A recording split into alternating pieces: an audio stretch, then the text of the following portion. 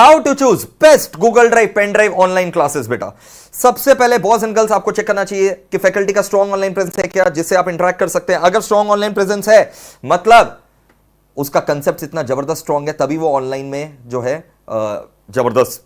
मेरे तरफ क्यों देख रहे हो यार, अब मैं क्या करूं अगर मैं ये सब फीचर सेटिस्फाई कर रहा हूं, बट ये सब एट्रीब्यूट्स होना चाहिए, जोक्स अपार्ट ये सारे एट्रीब्यूट्स होने चाहिए, ठीक है, जीडीपीडी ऑनलाइन क्लासेस में, कि स्ट्रॉन्ग ऑनलाइन प्रेजेंस होना चाहिए, मिनिमम 2 व्यूज होना चाहिए। मैं बहुत बार देखता हूं कि बहुत सारे इंस्टीट्यूट 1.2 व्यू, 1.5 व्यू, 1 व्यू, ये मेरे हिसाब से जो है ये बच्चों के लिए फेवर में नहीं रहता, ठीक है।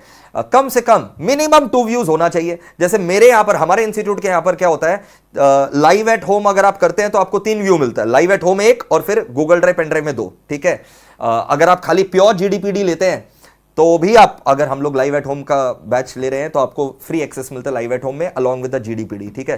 तो मिनिमम 2 व्यू तो रहना ही चाहिए, minimum 2 views should always be there, ठीक है। अब जैसे हमारे यहां पर क्या होता है, अगर कंटेंट मान लो से फॉर एग्जांपल अगर सीए इंटर लॉ का बात करें तो सीए इंटर लॉ का कंटेंट हम लोग का 170 आवर्स का है, 170 घंटे, 180 घंटे ऐसा ही है।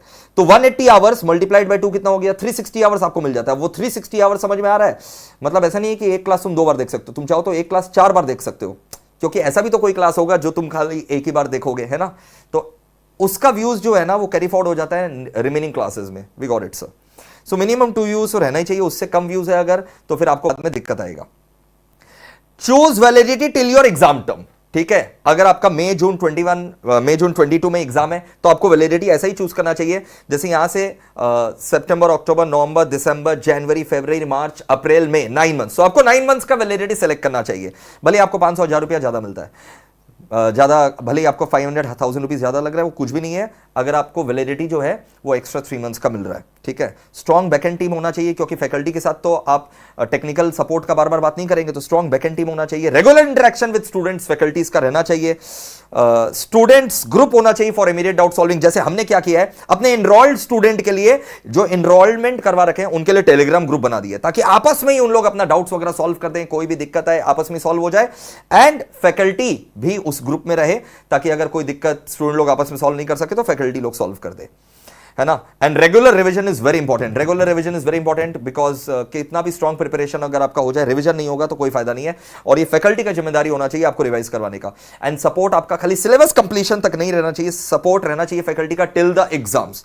ये सारे के सारे फीचर्स आपको जीडीपीडी ऑनलाइन क्लासेस में देख करके ही लेने चाहिए क्लासेस। और हमारे एमईपीएल इंस्टीट्यूट में ये सारे फीचर्स जो है आराम से हम लोग जो है प्रोवाइड करते हैं, बिकॉज हम लोग का जीवन खाली आपको सर्विस देना ही है और आपको एक्सेल कराना है। ऑब्वियसली जो आप फीस देते हैं उससे हम लोग का एडमिनिस्ट्रेशन कॉस्ट वगैरह चलता है, ऑर्गेनाइजेशन चलता है, मेरा घर चलता है, बट वो मेरा प्रोफेशनल फीस है।